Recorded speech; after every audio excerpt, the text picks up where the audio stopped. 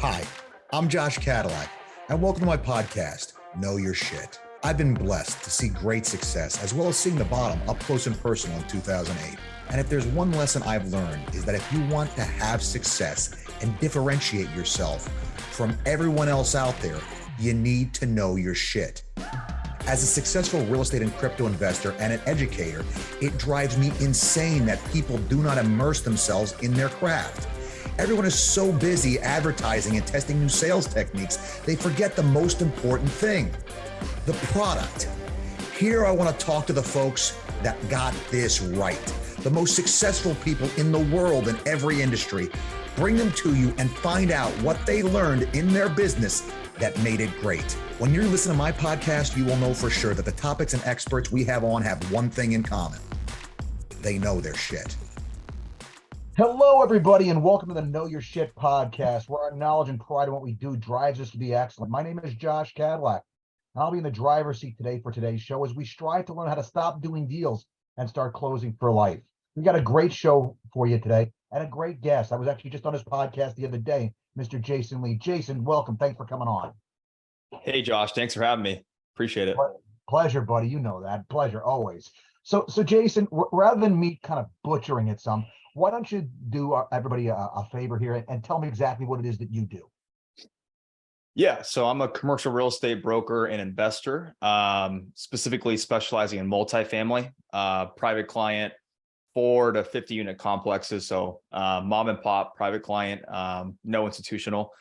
So yeah, I own JLM Real Estate Inc. here in San Diego County. We got a team of about 8 agents and 2 marketing gals who are fantastic.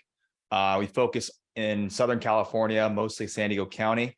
And then I also, invest in multifamily properties myself. Have a portfolio of about, a little over 100 units, $50 million asset value. And then JLM Real Estate sold a little over 250 million in the last 3 years. Nice. Congratulations, man. Watching that portfolio grow is some of the best fun there is in life, I think. So, Jason, what got you started doing this, bud?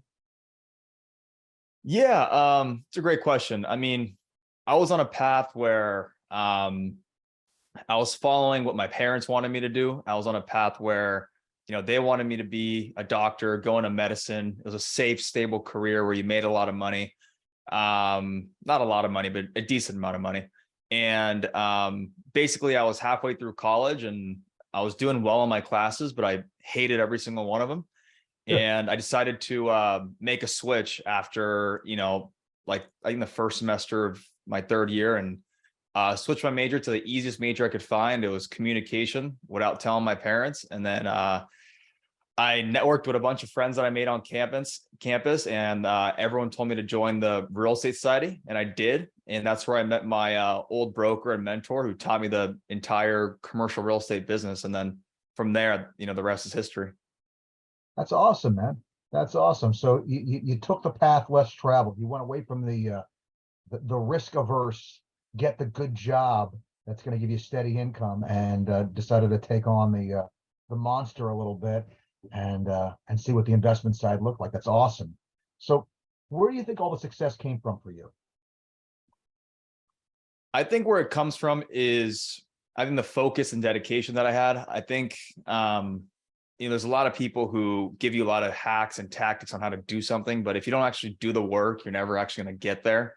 There's all these things like, taking a cold shower, exercising, meditating, all that stuff. But if you do all that stuff, but you don't actually do the work that it takes to be successful in real estate or business, whatever it is, you'll never actually get there. I think the number one thing that attributed to my success was hitting the phones harder than any other broker in the county. I did all types of marketing, but cold calls, calling owners direct was probably my number one revenue and business generator over the last 4 or 5 years. Love it, man. That's I say all the time, this is a generation that's always looking for hacks to everything. I got a hack. Do the work. That's my hack, right? I mean, actually go in there and make up your mind. I gotta have to do the work. That's the big hack, right? Go in there and do what people aren't willing to do. So that's awesome. What do you like best about what you do, man? I think what I like best is, the industry's changing every single day. There's different clients you meet, a bunch of different personalities. I like connecting with people. I like helping people. I like seeing growth. And as a broker, as an investor, you can see growth in your clients and growth in your own investments and the scale of it. So I like that it's different every day. And I like that it's an extremely scalable business to where, you can grow, a monster, like you said, if you really work at it. Sure. Well, I mean, to me, there's there's that unlimited income earning potential, but the other piece of it really is, yes, it's technically unlimited, but the real money is to be made in buying the stuff that you're selling, buying what you're slinging, because that's really when you start to get that income potential up there. What do you think makes you good at it? Yeah, I think what makes me good at being in the real estate field is I think that I'm really good at understanding people's needs. I think a lot of people, when they, approach a seller, approach a buyer, they see dollar signs first. They see commissions first. They don't care about the relationship. So I'm really good at building relationships, but I'm also really compassionate and empathetic of people's situations. Like no one wakes up one day and goes, I'm just going to go sell my property now. There's always some sort of motivation, some sort of big life event. So I think, understanding exactly what their motivation is and acting towards what my actions and words to fill their needs because of that motivation has really helped me stand out from the other, people that are in my business. And do you find it's typically a distress thing, or do you find that there's maybe opportunity they haven't realized, that maybe they've held a property for a long time, they're nearing the end of the depreciation, maybe it's a good time to get out 1031 and get into something bigger? I mean, what do you see most is your typical motivation? Yeah. One big one is either the previous owner passed away, the kids inherited it, and they don't want to manage an investment property. So they just want to take the cash out. One motivation, like you said, is they want a bigger property. So they might want to sell a 4-plex and buy an 8-unit. Or yeah, like they're fully depreciated and they want to restart the depreciation schedule. So they want to do a 1031 into a similar asset class. A lot of the times too, people want to sell their properties in like a class C, location that's not as nice, and they're sick of managing it. And they want to buy like a smaller asset in like a trophy location by the beach. So yeah, everyone's situation is different and there's all different kinds of motivations, but there's not a lot of distress in the core market to San Diego. So a lot of it's usually like strategic moves, like, oh, I can make more money over here, or I want a different location, something like that. I was asking, there's two reasons why I was asking. I mean, because like the kids want to sell, to me, that falls under the distress heading. They're anything that has a disproportional motivation to get rid of the asset, to me, falls under the distress heading. But yeah, all the others that you mentioned. The reason why I asked, Jason, is because how much of the motivation is motivation that you make them aware of that they should have? How much of an advisor role do you find yourself taking versus what I'll call the order taker role that most agents want to do? They let the custom dictate, hey, this is what I want to do. Oh, okay, let me go do that. Yeah. No, 100%, especially in commercial real estate, you have to be an advisor. So, let's say, I sell a client a property and it's been, 5 years, it's gone up in value a lot. And usually I'll send them a property that's bigger in a better location, might increase their cash flow. And then I'll kind of advise that client on why they should do this. But I'd say it's kind of half and half. Some people just have to sell. And then some people I kind of have to push them in like in a consulting way. Like, if you make this move, it'll make your net worth, double over the next 7 years. So I think having to explain with clear numbers, clear packages that I create for my clients has really helped a lot. So yeah, clear communication on how to advise them properly is huge for even in residential and commercial real estate. The communication degree did come in handy. Yeah, no, I mean, I agree. Communication is a really big part of it, and breaking it down to the customer in a meaningful way. I mean, a lot of times there's the thought that everybody on the commercial side, every investor is a super savvy investor, and it's not necessarily the case. A lot of folks just know they should be in real estate, and so they do. But actually, the nuances of how the tax code works, how to take and work the 1031, the depreciation side of it, to keep that depreciation insulating as much of your income as you possibly can going forward. I mean, look, when you look at the tax code, the depreciation that we get, it's such a cheat code. It's not even fair. Any other investment type has to outperform real estate in order to just take and leave you with as much money left over when you're done paying the tax, man. So, using that and leveraging that is just such a cool thing to make sure. For me, that's always been one of the places to go to. That and using the current cap rate of the available the available cash that will be liberated from this and what it's returning based upon what it's doing, its current market value.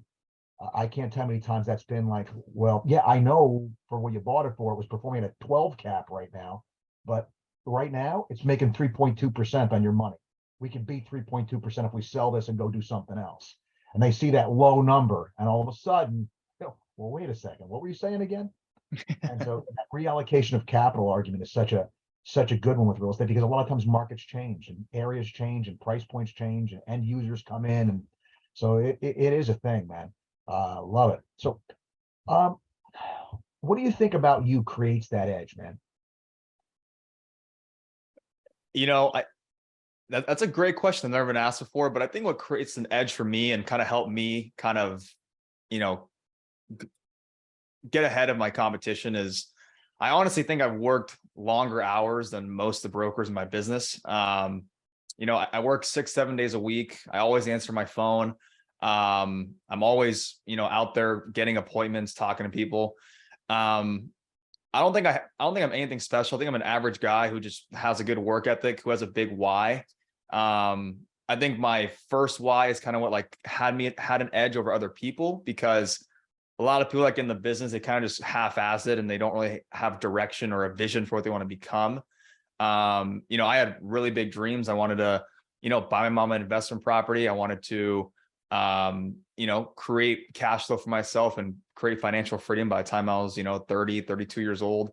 So I had big visions, and I feel like not a lot of people have that long-term mindset. I think having that long-term mindset and taking action on it every single day is what's given me the edge over most people. Love it, brother. Love it. I literally just finished writing a book, and when the first part of the book is all about setting those standards of what this life is going to be about for yourself, because you're faced with decisions every single day, and if you know where the hell you're supposed to be trying to go to, it makes it a lot easier to figure out what you're supposed to do today, because which one gets me closer to where I want to get to, right? I mean, it's no longer this nebulous kind of, well, gee, what should we do? Well, this is more like what we want to be. This is less like what we be. I guess we know what we need to do situation. So that clarity, because I agree. I mean, figuring out what you want to be and then pushing toward that, man, that clarity, it's a gift you give yourself, really. It's being, what I call it, is being a good boss to yourself, because, hey, look, employee, this is where we're trying to get to. What do we got to do today to get a little closer to that? So good stuff. What are the most important things you think you've learned in the process of getting to where you are right now? If you had to give people kind of look, these are the takeaways. Yeah, I think takeaway number one, I know it's cliche and a lot of people say it, but I have to say it, is you got to find someone who's walked the path that you want to go down. So you have to find someone to give you advice, to give you mentorship, to give you guidance on how to do the thing you want to do. If you want to own a big business, in the pet industry, you have to, emulate someone who's already done it. If you want to be a big real estate agent or a real estate broker, you have to emulate and follow and work under the wing of someone who's already done it. So I think that's a big takeaway that probably was the biggest reason why I succeeded in my career. I started under, a top producer in the early 2000s. He gave me a lot of his time in exchange for my hustle and the time that I gave him, finding him deals and bringing more business to his brokerage. Takeaway number two, I think has to be for specifically real estate, for what I do. I think takeaway number two is understand real estate from many different angles. If you only look at real estate from the eyes of an agent, where you're just trying to, bang out commissions, you're never going to be a great agent, because you'll never be a good advisor. And if you're not a good advisor, your clients aren't going to want to work with you. So you have to understand real estate through the eyes of the investor, through a homeowner, through a seller, whatever situation you might be trying to help someone in. You have to understand how each people think and how you can best help them. I think those two things probably amounted to the most success in my career so far. Awesome. What do you think makes you passionate about what you do, man? What makes you excited to get up every day and do it? What gets your juices flowing? Man, I think, in my opinion, everyone has, some sort of purpose, some sort of passion. And, if you feel like you're aligned with what you're doing is aligned with your passion, I think it gets you excited. For the first, 22, 23 years of my life, I didn't have that passion. I was lazy, unmotivated because I didn't understand what I really love to do.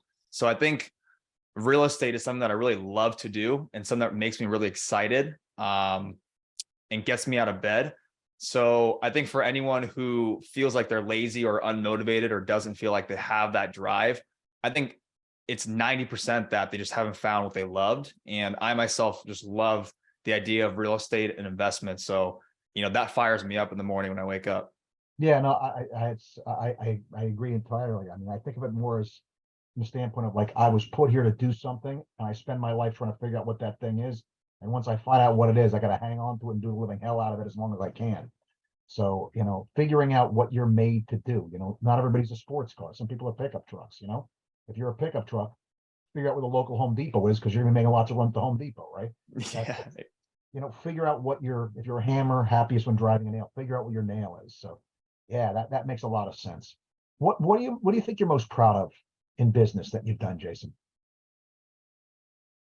I think my most proud achievement, 3 years into the business, 2001, I sold more multifamily properties than any other broker in San Diego County. And some of those guys have been doing it for, 30, 40 years. So I think being able to, stand up with the big dogs of the business was probably one of the biggest achievements I've ever had in my life. Both good, a little bit. Yeah. Oh yeah, that's right, man. It's nice to know that you belong in the big kid pool with the big dogs. So, how about in life, man? What would you say you're most proud of in your life that you've accomplished? I think the most proud achievement in my life was, my parents had a really hard life growing up. They struggled to pay the mortgage. They struggled to, put food on the plate for my brother and I. So I think, giving back to my mom, giving her well over six figures and checks for Christmas and the holidays was probably the biggest life achievement and the most fulfilling thing I've done in my life so far. Love that, man. Taking care of your people. That stuff matters, man. That's when you feel like you've arrived. I hear that. So if you could give our listeners one piece of advice, I know you gave them some tips before in general, but like a piece of advice, either something somebody gave you or one thing that you take and try to codify and say, hey, look, this is the thing. What would it be?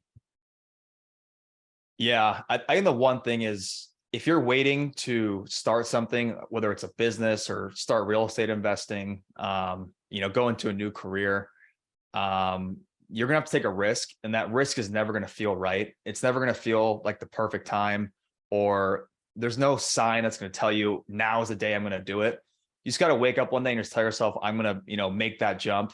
When I made the jump into real estate, I had less than $500 in my Chase bank account, and it was a no salary career. Didn't make a commission the first 6 months.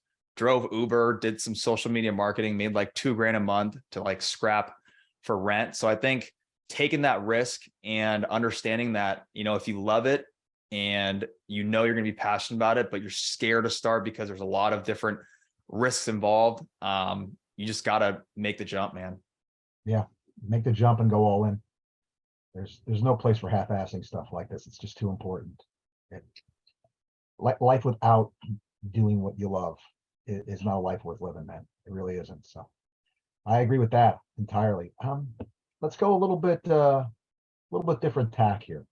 If you had to recommend a book to everybody out there, what one book that you've read was really meaningful or helpful to you?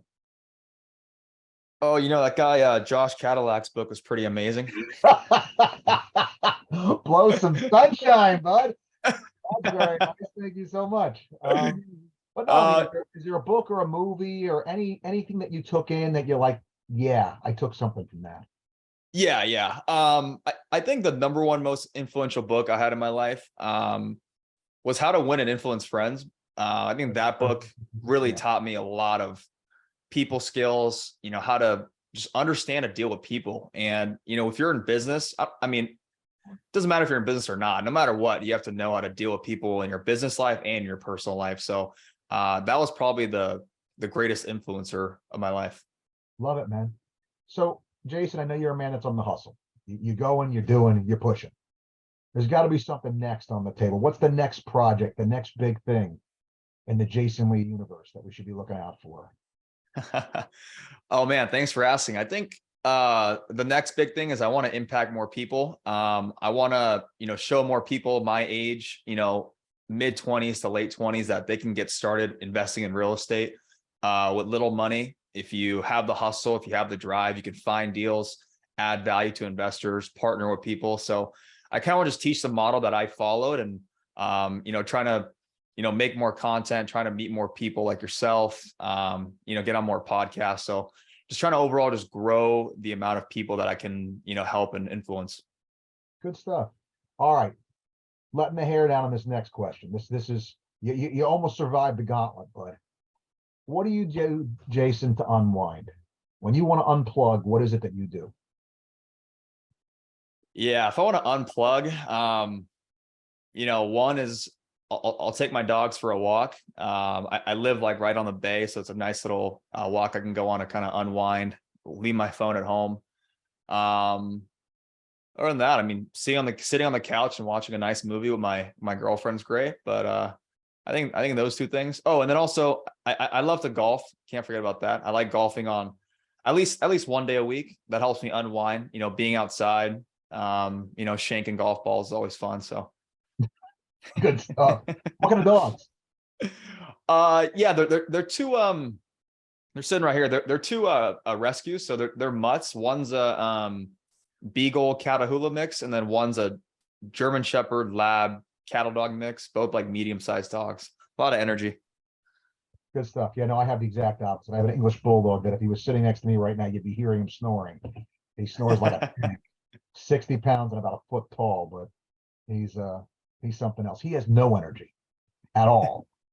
He's got like energy like 10 minutes a day. That's it. He's like 10 minutes of all just intense energy and then exhaustion the rest of the time. So Jason, if people wanted to find you, if your demographic, the folks that are that in your age group that want that help, want that guidance, where do they go? Where do they find you, Jason? Yeah, appreciate the question. The easiest way to find me is either on my Instagram, TikTok, or YouTube. It's just Jason Joseph Lee, my full name. I respond to DMs all the time, respond to requests. So yeah, if you need any help or want to reach out, easiest way to just contact me on there. All right, great. Jason, that's it, buddy. You made it through. Survived. All fingers and toes accounted for, as they say. So thank you so much for being on, man, and for sharing what you did with everybody. I know you'd be a great resource that can help a lot of people. So thanks for coming on. Thanks, Josh. Appreciate you.